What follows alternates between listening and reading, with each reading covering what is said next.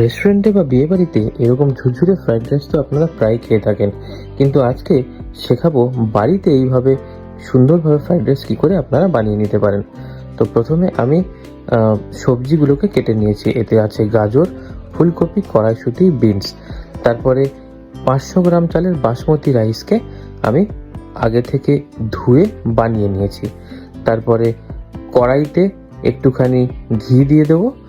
তারপরে আস্তে আস্তে আগে থেকে কেটে রাখা সবজিগুলোকে এক এক করে দিয়ে একটুখানি ফ্রাই করে নিচ্ছি। তারপরে আমি দিয়ে দেবো আগে থেকে ভিজিয়ে রাখা কাজু আর কিশমিশ, আর সেটা দেওয়া হয়ে গেলে আরেকটু ভালোভাবে সবজিগুলোকে ফ্রাই করে নেব।